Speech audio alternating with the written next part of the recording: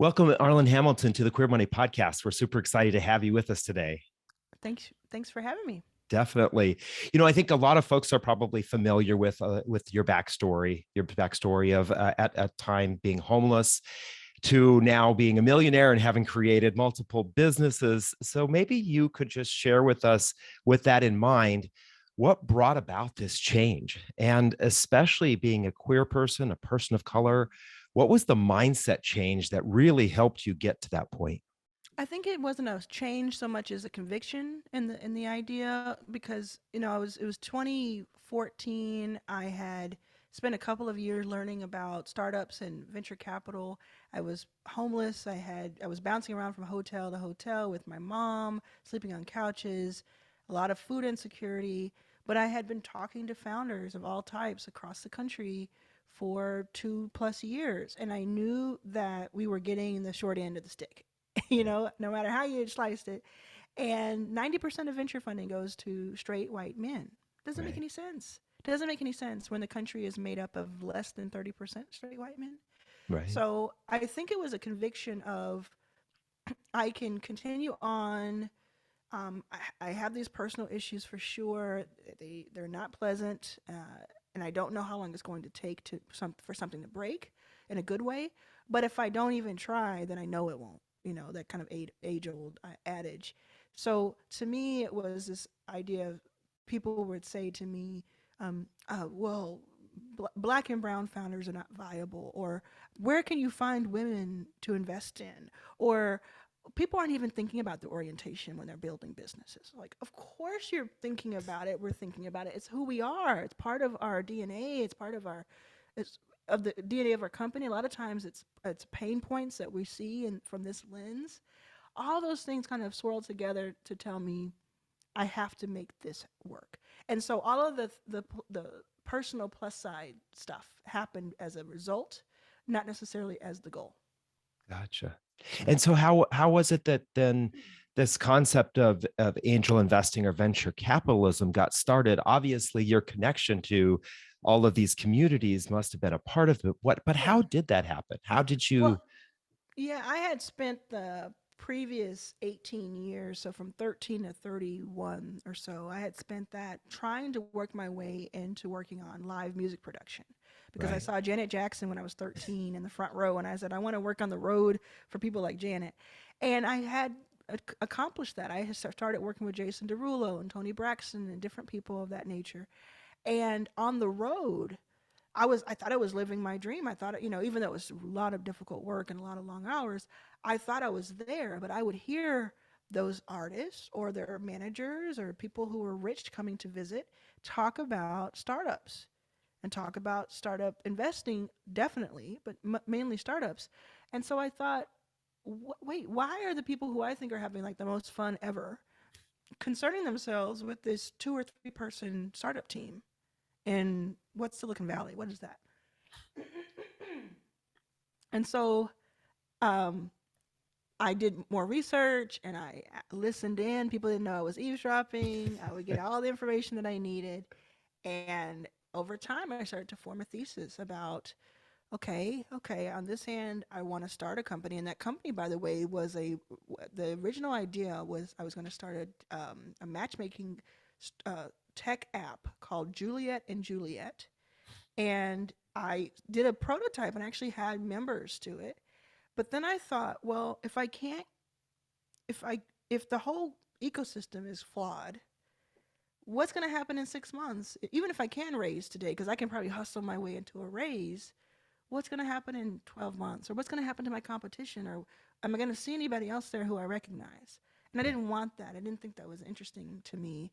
So that's when I said, okay, let me see if I can put together some money from different sources, build a fund. The very first fund actually was not a fund that is today, which is for people of color, LGBTQ, and women. The very first iteration of Backstage Capital was a $1 million targeted fund for LGBTQ founders alone. And I Hmm. just couldn't get traction for it. 2013, 2014. Just couldn't get Wow. traction. So then I went back and I said, well, what am I? Let me focus on who I am. I identify as a black woman. I identify as a woman. I identify as LGBTQ. I'm going to do all three. And then I'm going, I would continue on to hear people, well, why not veterans and why not disabled and why not immigrants? And those, I stuck with the three that I knew, and then we built around that, right? And I think, I think it's telling that I couldn't get traction Right. before. I Mhm. even had this one guy when I was trying to raise for that fund. He laughed at me on the phone, and he's like, "Yeah, good luck trying to do that." I'm like, "You're so privileged." Like, what a jerk. I'm glad you said no. Right. Well, And do yeah. you know? But do you know? A few years later, he got in touch with me on Twitter DM asking me if I would invest in his fund. I said, "No, honey, not Right. today." Yeah. It is interesting, and we are very grateful that you have focused on the others, right? Because Mhm. it is very difficult. And let me ask you then, as a queer person, as a person of color, do you still think, or why do you still think that there is space or opportunity for us to start businesses that not only will allow us to maybe have some level of financial stability, but also to thrive financially and be able to break out and be those companies that lead and help thousands or millions of people? Yeah, we've barely scratched the surface.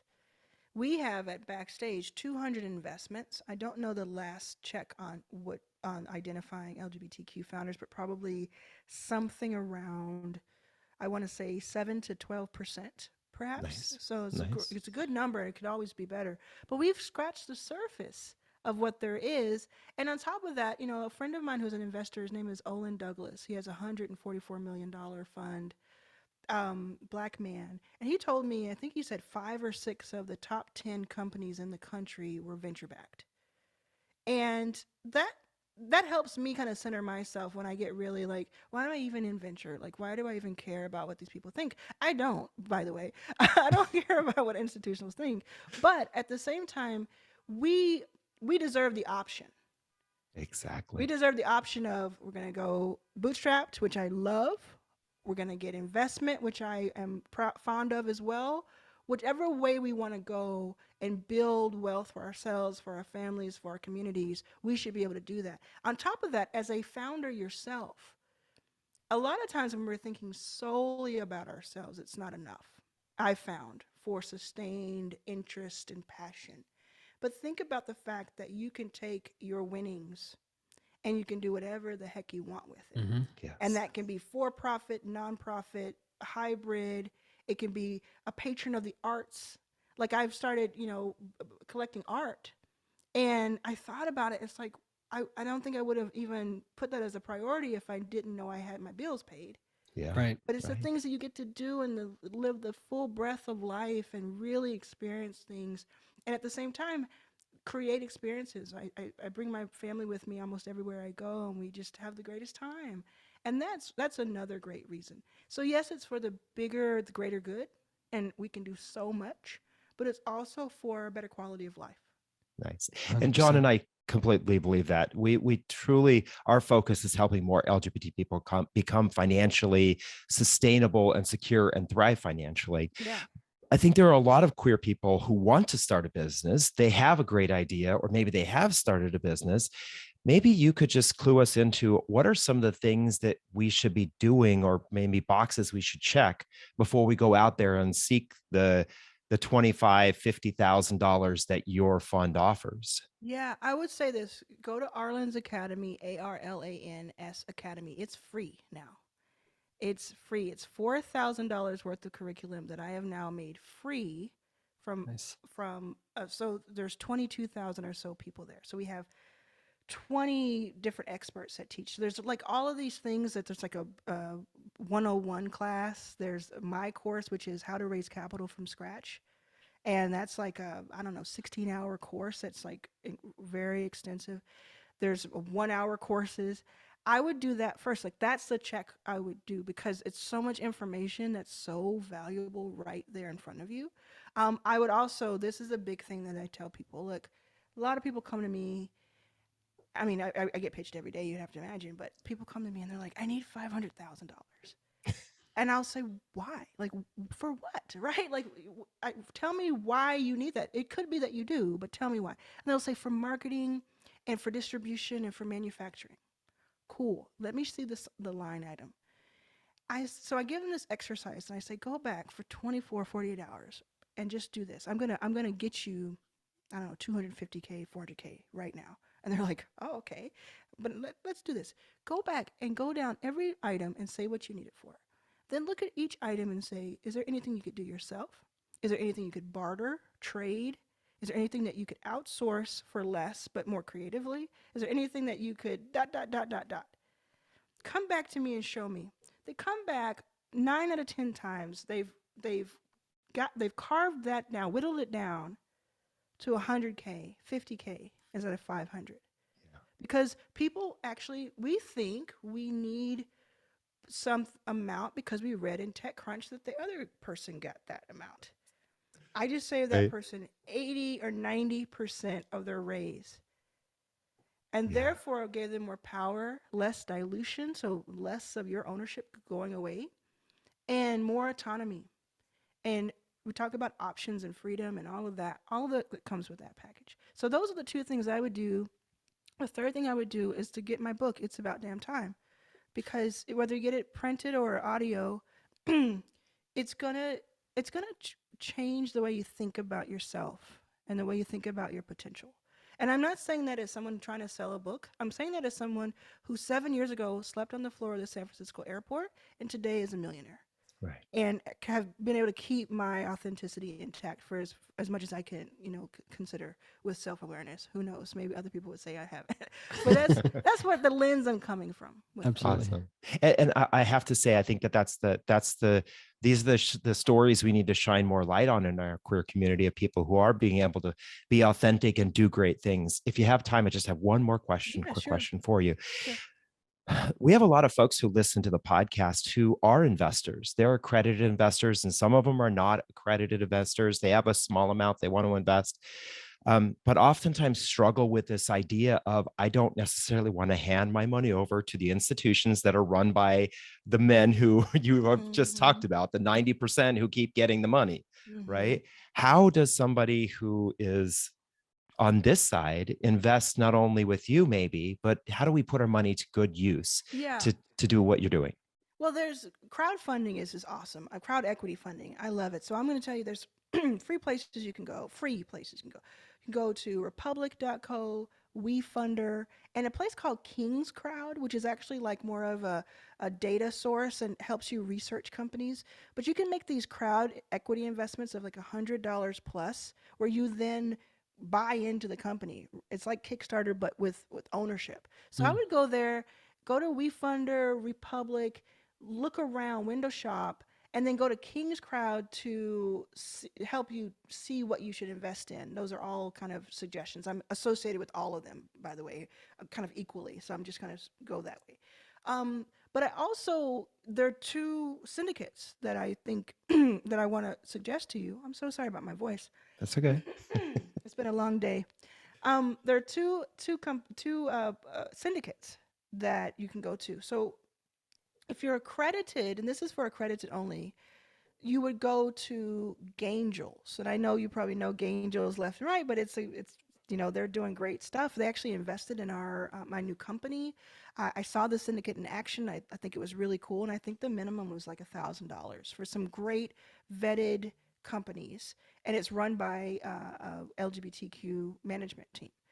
And they give you all this access to different deals, and you decide what you want to invest in. That's a great one. I will also give a shout out to my own. So backstagecrowd.com, backstagecrowd.com is where we have 200 portfolio companies. We've done a lot of investing, and we share some of those deals with both accredited and non-accredited investors. So we have two tracks. One is if you're accredited, it's similar to Gangels. We have certain deals that are private. If you're unaccredited or accredited, you can look on the unaccredited track, and that's when we give you our takes on the things that we're investing in without giving you wealth management advice. Nice. Gotcha. Yeah. I love that. I do too. I am so thankful that you're doing this. I love that story. And I think that a lot more of us want to do good with our money. And this is is a better option to do good with our money Yes. to help other people thrive financially. Yeah, and I would say too, like let's say you have 10 grand or 5 grand and you want to invest. As cheesy as it may sound, my suggestion to you is to invest at least half of that in yourself. In that course, in that conference you want to go to that you wouldn't have normally, in the vacation you want to take, so you can read for a week or you can write a book for a month, whatever that is, because that's going to be your highest ROI of any one or two or three deals that you get yourself into for $1,000, because you're going to learn so much during that time. You're going to have more clarity, and then you could take that for the next decade and Awesome. something with it. So that is always going to win out. Awesome. That Great. is really good. Cool. Well, Yeah, thank you. Thanks for having me, y'all. Really Yes, appreciate thank it. you so much for joining us today. I know that there are many of our listeners who are waiting for this episode to come out, so we're glad that we Cool. can share you with them and share them with you. So we appreciate it. Really appreciate. I'll see you all online. Arlan was here, and hopefully at arlansacademy.com. Yep. Hopefully. you. Yep. Thank you. Okay, bye guys. Bye-bye. And that's our interview with Arlan Hamilton of Backstage Capital. Stay tuned for your Queer Money takeaway from this week's episode. Thank you, Arlan, for taking time out of your very busy schedule to join us, to share your wisdom with our listeners and with us. We can't tell you how much we appreciate it. To you, our listeners, thank you for listening to another episode of Queer Money. Here's your Queer Money takeaway from this episode. When we asked Arlan what listeners should do if they want to become angel investors, her response, paraphrase of course, was to take half of whatever money you've set aside to become an angel investor and invest it back into yourself. And we couldn't agree more. Take half of whatever you've set aside and take a course. Start or grow your own small business. Meditate for a moment to figure out what your next career move is. Whatever you need to do to make your cup runneth over so you have that much more money that you can invest back into yourself, back into other micro businesses, and to the LGBTQ community. Then join us next week when we have a powerful discussion with attorney and advocate Morgan Menzer about why and how more LGBT folks can get into construction, auto mechanics, electrical, plumbing, and other trade careers. You'll be surprised at the opportunities that she brings to us. We were. Thank you again and have a great week.